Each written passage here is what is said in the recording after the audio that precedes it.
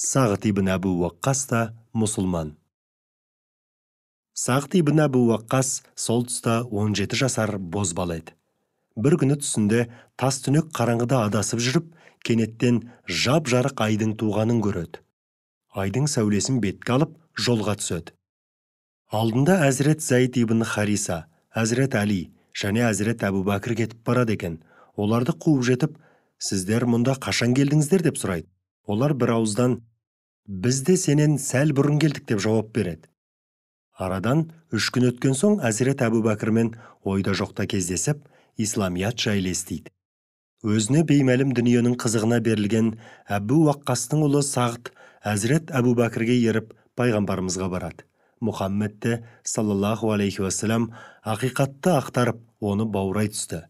Әзірет Сағд сол мезетте мұсылмандықты қабылдағанын жария етеді.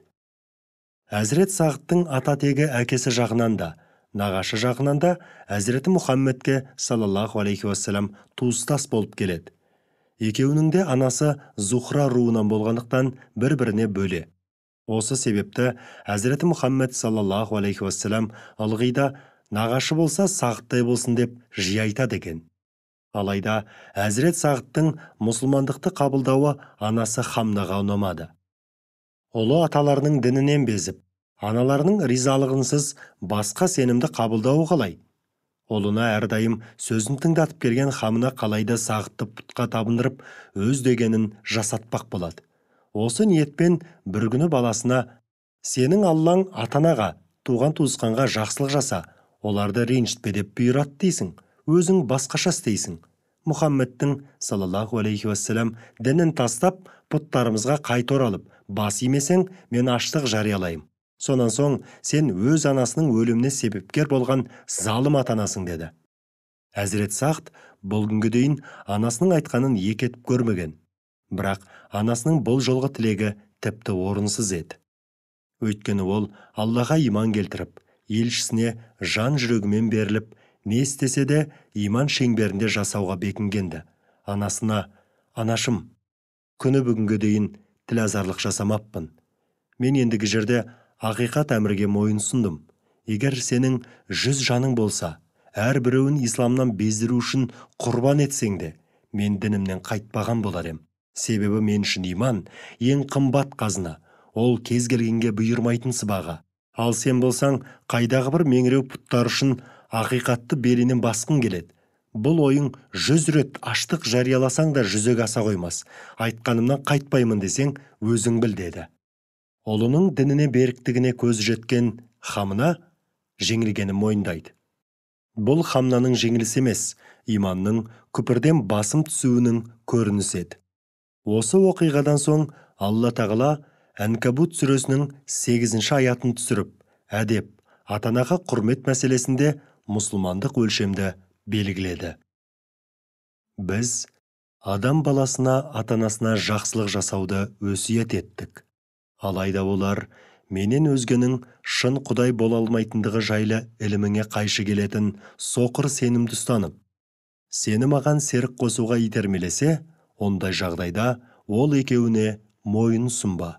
Ақырында бәрің маған қайтасыңдар.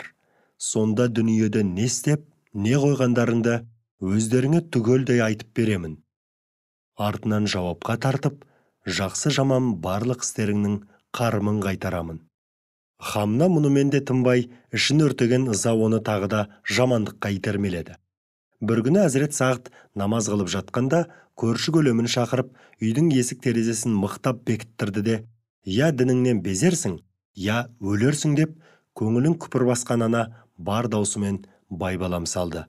Қараңғылық, надандық, Аллаға ортақ қосудың салдары пенде атаулыны аяусыз жауыз, мейірімнен адам мақұлық етті. Алайда қатыгез ана Хамна қанша тырысса да алға басқаны кері кетумен болды. Әзірет Сағдпен әлек болып жүргенде екінші ұлы Амир де мұсылман дінін қабылдап масқара етті. Безбүйректіктің шегіне жеткен Хамна енді Амирмен алысты. Иманнан баз кешіп, дініңнен безбейтін болсаң, мына тұрған құрма ағашының көлеңкесінде паналамаймын, аштан өлемін деп өзінше сес көрсетті. Аллаға деген иман шәрбәтінен сусында бүлгірген Амир де ағасының ісін қайталады. Анасының әрекетін көрген Сағд ашуға мініп: «Уаллахи анашым, егер 100 жаның болып, оларды жеке-жеке тәсілім етсең де, мен дінімнен бас тартпаймын. Қаласаң да, қаламасаң да осы» деді. Иманның сарқылмас қуаты Хамнаны тағы да тоқыратты. Мұсылмандарға мүшриктер ойларына келгенін жасап, күлкіге айналдырып, азаптан аянып қалмайтын болғалы қашан. Бірде Әзірет Сағд бірнеше мұсылман бауырымен бірге Меккенің маңындағы Әбу Дуб мекенінде намаз қылып жатқан. Қастарында Әбу Суфиян бастаған бір топ мүшрик келеді. Олар жай тұрмай ғибадаттарының түкке алғысыз екенін айтып, әжуаламақ болады. Осы жерде қызыл қырғын төбелес басталып кетеді. Әзірет Сағд қолына ілінген түйенің қураған сүйегімен мүшриктердің бірін ұрып басын жарады. Мұндай қарсылық күтпеген қан жоса болған мүшриктер мұсылмандардың тегеурініне төтеп бере алмай, беттер ауған жаққа қаша жөнеледі. Мүминдер оларды тырқырата қуады. Осылайша Әзірет Сағд Алла жолында алғаш қан төккен сахаба ретінде тарихта мәңгі қалды. Сонымен бірге ол жәннат сыйы ұсынылған 10 сахабаның ішінде жомарттығымен де ерекшеленген. Пайғамбарымыз тұсында Алла жолындағы күрестен кейін қалмаған. Ухуд соғысында дүниенің мақтаны Әзіреті Мұхаммедті саллаллаху алейхи уассалам қорғау үшін кеудесін оққа тосқан. Мүшриктермен шайқаста ерлік көрсетіп, Әзіреті Мұхаммедтің саллаллаху алейхи уассалам ешбір пендеге нәсіп болмаған: «Әкем мен анам саған құрбан болсын, ей Сағд, жаудыр оғыңды» деген керемет сөздері де соған арналған. Әзірет Әли «Фадака әби ва умми», яғни «сен үшін атанам жан пида» дегенді Расулулла Әзірет Сағдқа арнап айтқан дейді. Сол шайқаста Әзірет Сағд оқ атқан сайын пайғамбарымыз: «Иләхи, бұл сенің жолыңа» деп, онан соң: «Ей құдіретті күшті жаббар ием, Сағд саған қол жайып дұға жасағанда оның тілектерін қабыл ет, сұрағанын бер, атқан оғында мүлт кетірме» деп дұға еткен. Алла Расулының дұғасы айна қатесіз қабыл болғандықтан, Әзірет Сағд қаһармандығы, батылдығы және мергендігімен қатар, тілеген тілегінің қабыл болуымен де жолдастарынан бір саты жоғары тұрған.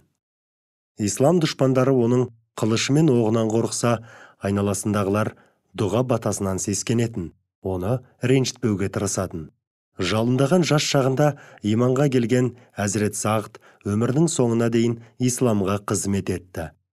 Хазірет Омардың халифалығы тұсында Иранға бағыт алған әскерлердің қолбасшысы тағайындалып, жеңіске қол жеткізіп, Кисра еліне исламның байрағын тікті. Осы себепті ол Иранды алушы атанған.